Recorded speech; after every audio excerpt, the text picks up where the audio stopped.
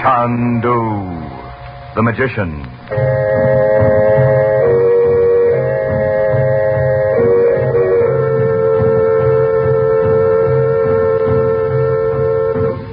Good evening, ladies and gentlemen. The makers of White King granulated soap present for your enjoyment tonight and every weekday evening at this time, Chandu the Magician.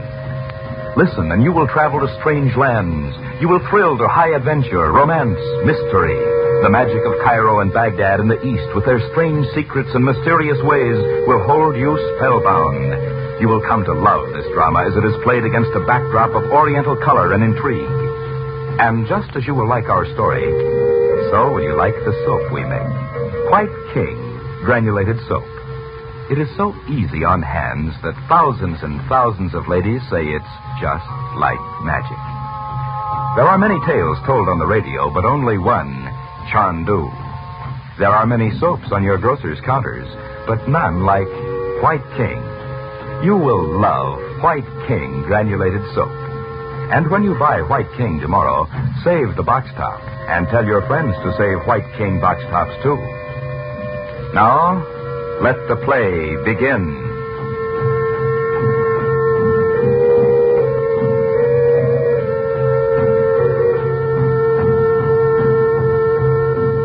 Frank Chandler, known in the Far East as Chandu, his sister Dorothy Regent, and her two children have incurred the hatred of a man they have seen but once as a malevolent figure in a crystal ball. He is known to them only as Roxor. In Alexandria, Egypt, they were locked in an upper room in a native bazaar by a ruffian in Roxor's service. Later, Yusuf, an Arab known to Chandler, brought them native dress with which to disguise themselves and showed them a secret means of escape. But they were followed and stepped into a dark, narrow alley to elude pursuit. When they reached the other end of the alley, Dorothy Regent had disappeared.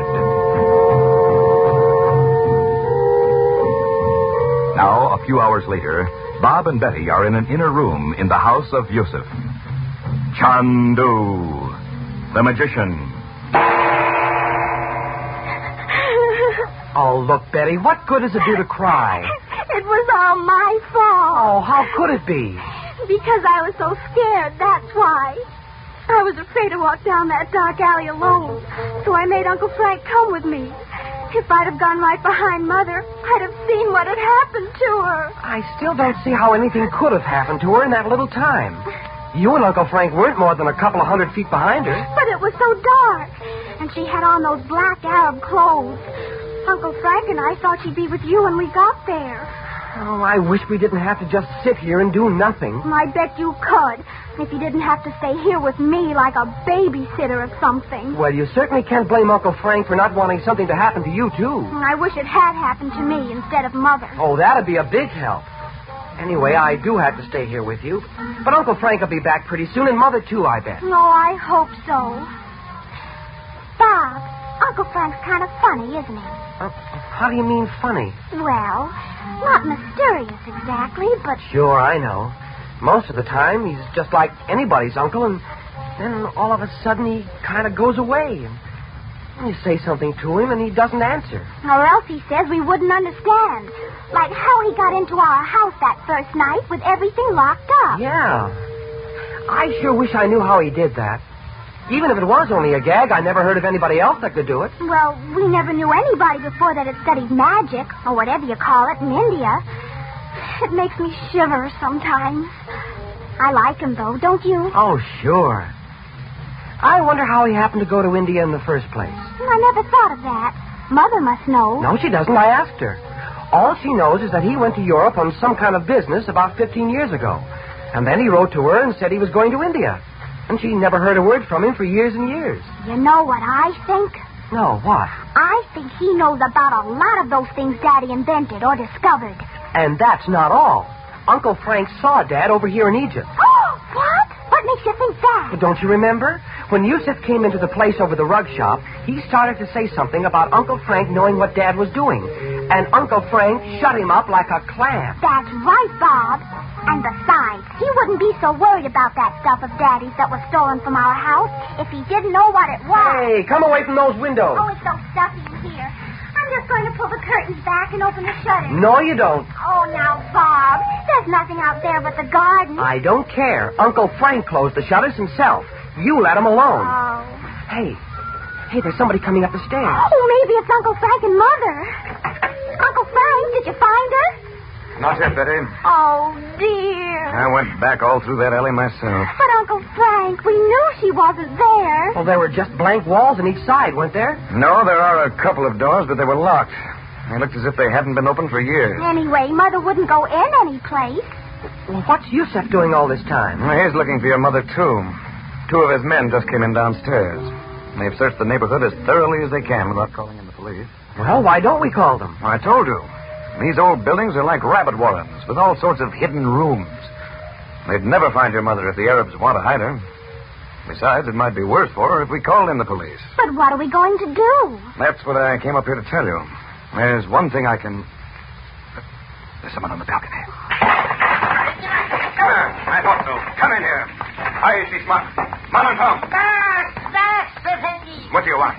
Who are you? You see, Bob, if you'd let me open the shutters, we'd have known he was out there. Answer me, Raggio. What were you doing on the balcony? Nothing.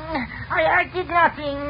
I will go now. You'll stay right here until I find out what you came for. As you say, it is good to wait in beautiful room to look at beautiful young lady. How would you like a punch in the nose? Hold it, Bob. I'm sure I can make him tell why he came here. Uncle Frank, what are you going to... Hush, Betty. Now, my friend who lurks on balconies, you shall see what it means to oppose Chandu. Chandu! Look down. Look there, between your feet. What do you see? A snake! A viper! See? There is another, and another, and another. See how they rise about your feet. Oh, Uncle Frank, I'm scared. Don't be afraid, Betty. The snakes won't harm you. It's this jackal here they want. I beg you, take them away. Do not let them come closer. You better give with what you came here for. Young man. Yes, I will tell everything. Only take these snakes away. Very well. The snakes are gone. Look about you. Now, why did you come here? Yeah, make it snappy. The vipers are gone. Perhaps I only think I see them. I have heard of Chandu, but perhaps they... So that's it. Very well. Look. You see the knife in the leather case on the table. I will count 3. If by then you have not told me the name of the man who sent you here, that knife will fly from its case and bury itself in your heart. I have spoken. 1, 2... Roxor? Oh, Uncle Frank. I thought so. Now sit down on the couch behind you. Tell me everything you know. Where is this Roxor? Is he in Alexandria? Let him tell it, Bob. Go on, Ruggiel. My master Roxor is in secret place. I know not where. Remember, nothing but the truth. No vipers, no knives. I tell truth. Roxor, send messenger from shop of Ben Ali. Where is Ben Ali? Hassan, kill him. I was afraid of that. That's just what Yusef said. The princess said to Roxor, she helped you, not him. My master is mad with anger. You have not seen Roxor when he is so like the anger of Allah himself. Get on with it. My master has great plan. Great secret plan. No one will ever stand in his way. He has told me not armies of soldiers, not Chandu. You see, he said your name, not Chandu. Why did you come here? I come because I am sent. I am not told young lady is protected by Chandu. You mean me? What did I tell you, Betty? Go on, Ruggiel. Where is Roxor now? Oh, he not come here. He stay in secret place far away. Ah, nuts. We know he was in Egypt because we saw him talking to the princess in the crystal. Bob, is Roxor in Egypt now? Sometime he go to Mazra. Where's Mother? What do you call Cairo? But not many times. Most times Roxor is in secret place far away. I'll get to the point. Why did you come here? Chandu, you will not say I have told you. No, of course not. I am sent to take away young lady. Then you will go to search for her, Chandu. While you are gone, Roxor sends... No, Sakina! She took a knife. No, let him go. Yusuf's servants will catch him. There's another man out on the balcony. What was? The man who threw the knife. Someone else was sent to watch this fellow. When he got here and heard what he was saying, he threw that knife at him. He must have seen it coming. He did. He said Sakina. That's Arabic for knife. Yeah, here it is. I wouldn't like to be in his shoes, even if Yusuf's servants don't catch him. No, poor devil, he hasn't a chance. The first one of Roxor's men who sees him... Oh, this is a terrible place. And we still don't know where Mother is. Uncle Frank, do something. Why don't you? I'm going to. Right now. Oh, what was it you were going to tell us just before you saw that guy out there on the balcony? This. I'm going out and find your mother by ways you must never ask. That's why I didn't change into my own clothes from these Arab things. Remember, never ask me how I found her. We won't. But you make me shiver. Don't be afraid, Betty Lou. Oh, Yusuf. I bring you word of your sister, Chandu. Oh, where is she? Why didn't you bring her with you? Wait. What have you to tell me, brother of the Lotus? This is not Roxor's work. Somebody else took Mother away? Aye, young Effendi. Some low-class Arabs saw her walking through the alley. They opened the door. They took her inside. But I looked at those doors myself. It was not one of the doors in the alley, O Chandu. It was in the corner of the wall. How do you know this, Yusuf? I had the men. I've done what was necessary to make them speak. I see. Where is Mother? Where is she now? Your brave mother went with them quietly, Seat. Perhaps she thought to keep their eyes from you. Oh, dear. Poor Mother. They thought to take her to the slave market, but your mother was not only brave, she was wise. Get on with it, Yusuf.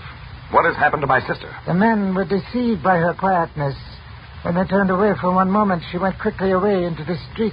Boy, you have to hand it to Mother, Uncle Frank. She put one over on them all right. How do you like that? But she won't know where to find us. Yusuf, where is she? Where is she now? Only Allah knows.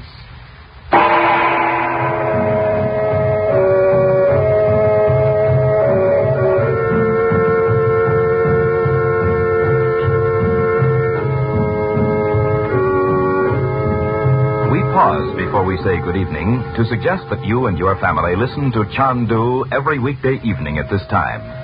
Travel with us to strange places and faraway lands and thrill with Dorothy Regent and her children Betty and Bob as they're plunged into the mystery and intrigue of Egypt and the Near East. And, of course, we'd like to have you use the soap we make. White King granulated soap. You'll love White King. Anything that can be washed may be washed with White King, with safety to fabrics and colors, kindness to your lovely hands. The only hands you'll ever have.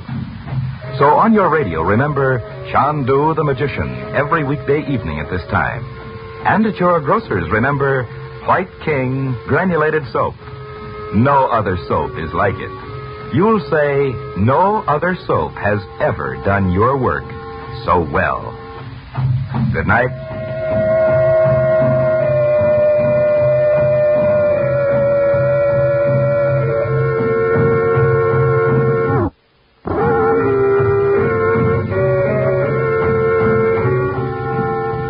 Chandu the Magician is presented for your enjoyment every weekday evening. Frank Chandler is played by Tom Collins. The makers of White King invite you to listen tomorrow at this time when the story resumes. Chandu the Magician.